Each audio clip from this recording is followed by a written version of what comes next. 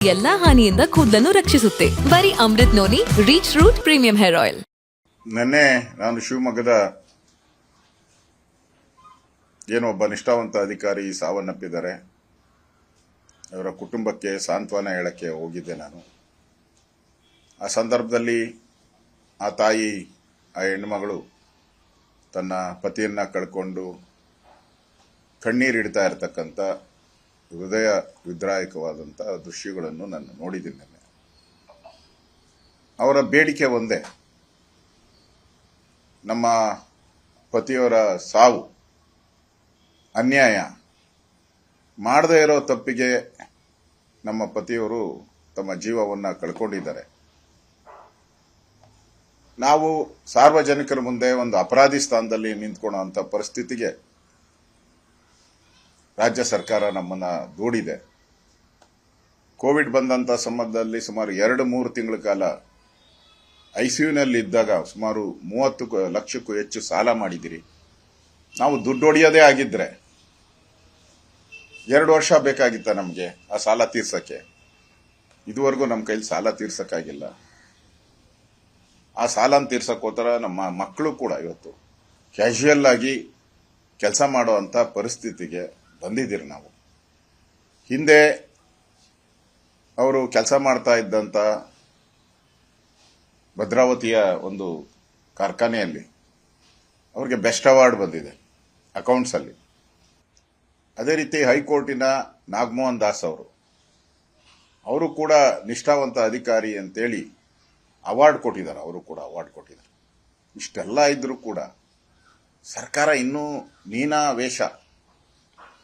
ಎಲ್ಲಿ 1 ವರ್ಷದ ಸಾಧನೆ 180 ಕೋಟಿ ಹಣ, ದಲಿತರ ಹಣ ಗುಳುಂ ಅಂತ ಹೇಳಿ ಮಾಧ್ಯಮದಲ್ಲಿ ಜನಗಳ ಮುಂದೆ ಬರುತ್ತೋ ಅಂತ ಭಯದಿಂದ ರಾಜೀನಾಮೆಯನ್ನ ತೆಗೆದುಕೊಳ್ಳಕ್ಕೆ ಹಿಂದೇಟನ್ನ ಹಾಕ್ತಾ ಇದ್ದಾರೆ. ಇದೊಂದು ಸಣ್ಣ ಇನ್ಸಿಡೆಂಟ್ ಅಲ್ಲ, ಬ್ರಹ್ಮಾಂಡವಾದಂತ ಒಂದು ಲೂಟಿಯ ಹಗರಣ. ಈ ದುಡ್ಡು ಮುಖ್ಯಮಂತ್ರಿ, ಫೈನಾನ್ಸ್ ಮಿನಿಸ್ಟರ್, ರಾಜ್ಯದ ಸಿದ್ದರಾಮಯ್ಯನವರು ಫೈನಾನ್ಸ್ ಮಿನಿಸ್ಟರ್, 187 ಕೋಟಿ ಅವ್ಯವಹಾರ ಆಗಬೇಕಾದ್ರೆ ಫೈನಾನ್ಸ್ ಡಿಪಾರ್ಟ್ಮೆಂಟ್ ಏನು ಬದುಕಿದೆಯಾ ಸತ್ತಿದೆಯಾ?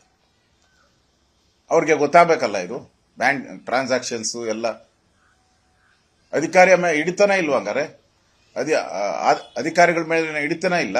ಯಾರು ಬೇಕಾದ್ರೂ ಎಲ್ಲಿಗೆ ಬೇಕಾದ್ರೂ ಟ್ರಾನ್ಸ್ ಮಾಡುವಂತ ಒಂದು ಆದೇಶವನ್ನೇನಾನ ಕೊಟ್ಟಿದ್ದೀರಾ ನೀವು? ಸರ್ಕಾರದ ಹಣ ಯಾವ ಖಾತೆಗೆ ಬೇಕಾದ್ರೂ ಎಲ್ಲಿಗೆ ಬೇಕಾದ್ರೂ ಟ್ರಾನ್ಸ್ಫರ್ ಮಾಡಬಹುದು ಅಂತ ಏನಾನ ಆದೇಶ ಕೊಟ್ಟಿದ್ದೀರಾ? ಮೌಖಿಕ ಆದೇಶ ನೀವು?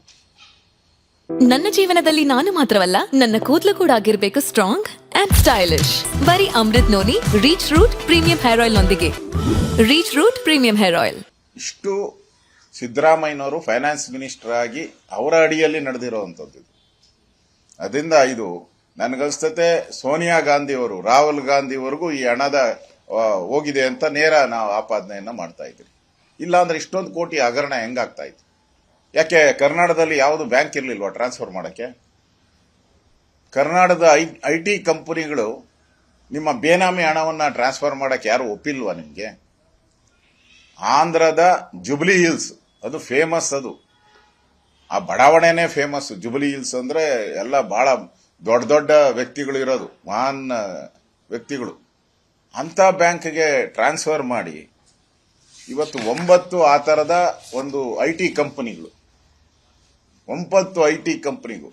ಅಲ್ಲರಿ, ದಲಿತರ ಹಣನ IT ಕಂಪನಿಗಳಿಗೆ ಹೆಂಗ್ ಟ್ರಾನ್ಸ್ಫರ್ ಆಗ್ತದೆ? ಓಕೆ, ಆಯ್ತು, ನೀವೇನೋ ಟ್ರಾನ್ಸ್ಫರ್ ಮಾಡಿದ್ದೀರಾ ಅಂತ. ದಲಿತರ ಹಣನ ಅದು ಕೊಡಕ್ಕೆ ಏನ್ ಕಿಟ್ಟಿದ್ದು?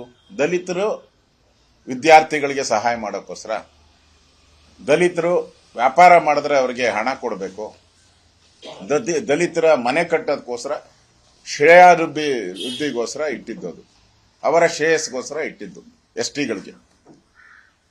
ಇಂಥ ಹಣವನ್ನೇ ಲೂಟಿ ಹೊಡಿತೀರಾ ನೀವು ಕಾಂಗ್ರೆಸ್ ಅವರು ಅಂದ್ರೆ ಇನ್ನೆಷ್ಟು ಚಂಡಾಳರು ಇರ್ಬೇಕು ನೀವು? ಎಷ್ಟು ಚಂಡಾಳರು ನೀವು? ಮುಖ್ಯಮಂತ್ರಿಗಳು ಯಾರು ಮುಖ್ಯಮಂತ್ರಿ ಅಂತ ನಮ್ಗೆ ಅರ್ಥನೇ ಆಗ್ತಾ ಇಲ್ಲ. ನಮ್ಮ ರಾಜ್ಯದಲ್ಲಿ 2 ಮುಖ್ಯಮಂತ್ರಿಗಳಿದ್ದಾರೆ. ಒಬ್ಬರು ಸೂಪರ್ CM ಬೇರೆ ಇದ್ದಾರೆ. ಅದಕ್ಕೆ ಇವರಿಬ್ಬರು ಗೊಂದಲ. ಈ CM ಸೂಪರ್ CM ಗೊಂದಲದಲ್ಲಿ ರಾಜ್ಯದ ಜನ ಬಡವಾಗ್ತಾ ಇದ್ದಾರೆ. ಇಡೀ ರಾಜ್ಯದಲ್ಲಿ ಈ ತರ ಲೂಟಿ ನಡೀತಾ ಇದೆ. ನಿಷ್ಠಾವಂತ ಅಧಿಕಾರಿಗಳಿಗೆ ಸಾವಿನ ಭಾಗ್ಯವನ್ನ ಕೊಟ್ಟಂತ ಸರ್ಕಾರ ಇದು. ಯಾರು ನಿಷ್ಠೆಯಿಂದ ಕೆಲಸ ಮಾಡ್ತಾರೋ ಅವ್ರ ಸಾವು. ಹಿಂದೆ ಸಿದ್ದರಾಮಯ್ಯನವರು ಅಧಿಕಾರದಲ್ಲಿ ಇದ್ದಾಗೂ ಕೂಡ DK ರವಿ ಅಂತ ನಿಷ್ಠಾವಂತ ಅಧಿಕಾರಿಯ ಸಾವಾಯ್ತು. ಅವರು ನೇಣಾಕೊಂಡ್ರು. ಗುಲ್ಬರ್ಗಿಯಲ್ಲಿ ಒಬ್ಬ ಸಬ್ ಇನ್ಸ್ಪೆಕ್ಟರ್ ಅವ್ರದ್ದು ಕೂಡ ಹತ್ಯೆ ಆಯಿತು.